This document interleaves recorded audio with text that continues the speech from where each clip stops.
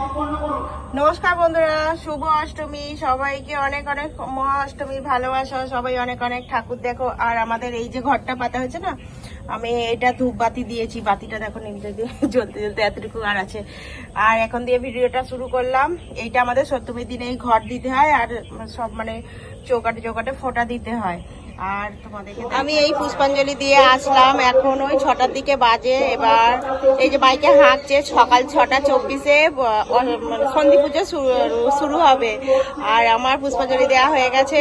আমি সেই কটায় উঠেছি, 2:30 3টার দিকে উঠেছি। উঠে সমস্ত বাসি কাজ সেরে, পুজো যেহেতু দিতে যাবো সমস্ত করতে হবে, করে রেখে আর এই পুষ্পাঞ্জলি দিতে গেলাম। এবার চন্দ্রমত্তাকে নিয়ে এসেছি। এবার এসে এই চন্দ্রমত্তা খেয়ে আর জল খেলাম। আর বলি ভিডিওটা শুরু করি। এখনো বাতিটা আমার জ্বলছে। আমি যে ঘরটা আমাদের যে সপ্তমীর দিনে যে ঘরটা দিতে হয়, ওই ঘটের ওই যে এখনো মানে ধূপ বাতি দিয়ে গেছি। ঘরে আগে দেবো, তারপর তো বাইরে যাব। এবার দিয়ে ভালোভাবেই পুষ্পাঞ্জলি দিয়েছি। মানে খুব ভালো দর্শন হচ্ছে, পুষ্পাঞ্জলিও খুব ভালোভাবে দিয়েছি। আর এবার দেখা যাক সন্ধি পুজোতে যেতে পারি কি। এবার ডিউটি যাবে আমাদের আবার আজকে, ওই জন্য দেখা যাক আর সারাদিন কি করছি না করছি অষ্টমীতে তোমাদের সঙ্গে সবটাই শেয়ার করবো। ভিডিওটা দেখতে থাকো, আশা করি ভালো লাগবে। এখানে আদা ছাড়িয়ে নিয়েছি, ধনেপাতা বেছে নিয়েছি, টমেটো আছে, আর সেখানে আছে পটল বেগুন ভাজা হবে। তো চলো সব জোগাড়গুলো এখন করে নিই। আগে কপি কেটে, তো দেখো এখানে কপি আলু তরকারি হবে ফুলকপি। তো এখানে কপি কেটে কেটে রাখছি।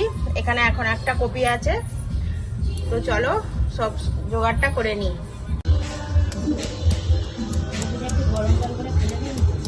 হ্যাঁ, তারপর গ্যাস হবে। গ্যাস হওয়ার জন্য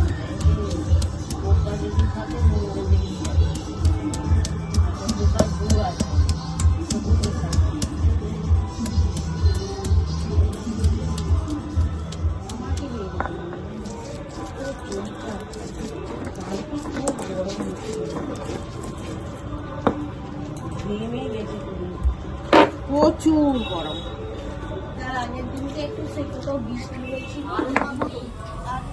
দেখছি এখন জল বসিয়ে দিয়েছি। আর এখানে ফুলকপি ধুয়ে পরিষ্কার করে নিয়েছি। একটু ফুলকপিটা গরম জলে ভাপিয়ে নেব।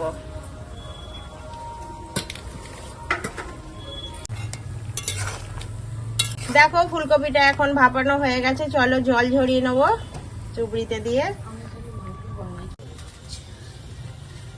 এখন উনুন ধরিয়ে নিয়েছি আর কড়াই দিয়ে দিয়েছি তেল। তেল হয়ে গেছে গরম। আর দেখো কপির জল ঝরানো হয়ে গেছে। এখন কপিটা ভেজে নেবো, কপিটা রান্না করবো। দেখতে থাকো।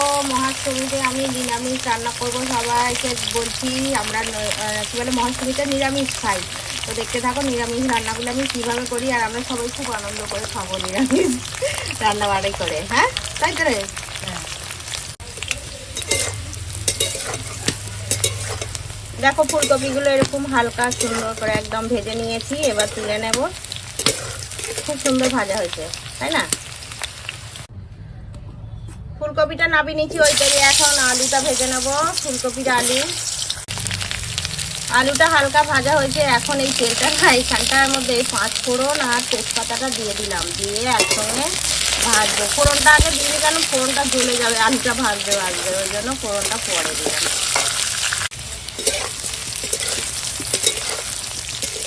ফোড়ন কাঁচা লঙ্কা তেজপাতার সঙ্গে আলুটা বেশ সুন্দর করে ভাজা হয়ে গেছে। এখন দিয়ে দেব, এখানে আছে আদা বাটা আর টমেটো। একসঙ্গে ভাজবো। এখন দিয়ে দেব স্বাদ মতো লবণ, দেবো হলুদের গুঁড়ো,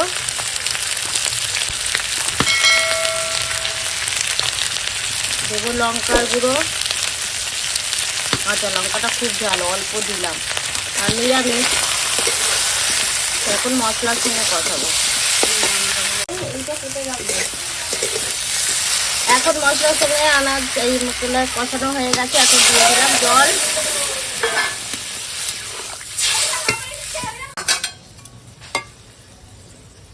কপিটাও দিয়ে দিয়েছি। দিয়ে এখন একসঙ্গে রান্না করব।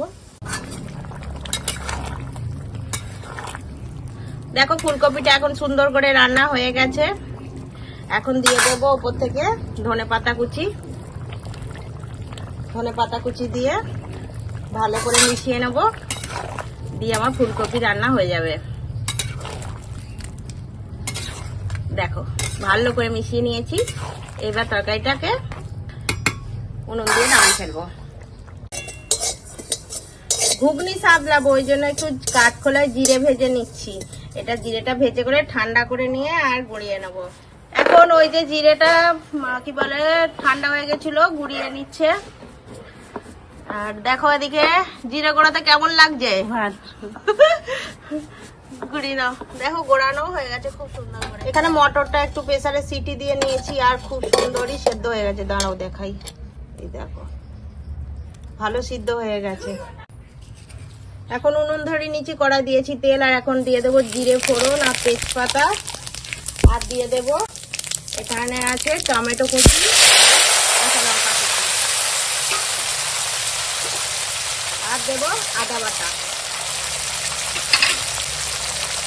দিয়ে একসঙ্গে ভালো করে কষিয়ে নেব। মশলাটা কষানো হয়ে গেছে, এখন দিয়ে দেব এই সিদ্ধ করা মটর।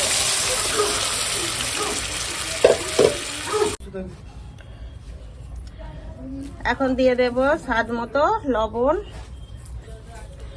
আর দেব হলদি পাউডার, দিয়ে এখন ভালো করে মিশিয়ে নেব।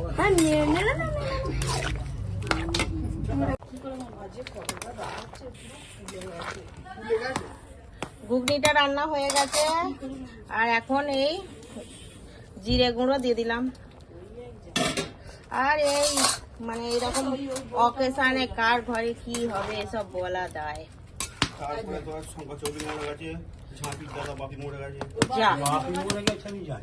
তো চলো ঘুগনিটা এখন রান্না হয়ে গেছে, নামিয়ে নেবো। পটলে দেখো লবণ হলুদ লঙ্কা মাখিয়ে নিচে, এখন ভেজে নেব।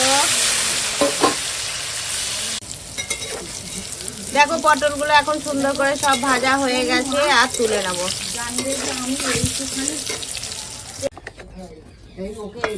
এখন বেগুন ভেজে নেব, সব ওলা বেগুন ভাজি।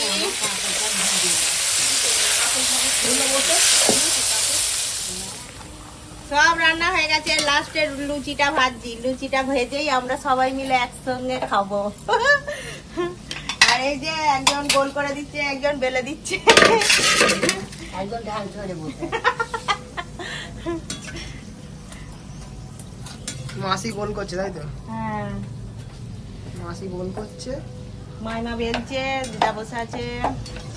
ও তো ঠ্যাং ছড়ে বসে আর কোনো কাজ নেই। আরে পায়ে ব্যথা, পায়ে ব্যথা। পায়ে ব্যথা নয়, আমি ওইখানে আমি বললুম না, বললো আমাকে যে আমি বেলিয়ে এই ভাজি, আমি বারণ করি বস থাকলে আমি তো আস্তে আস্তে নড়ি বল।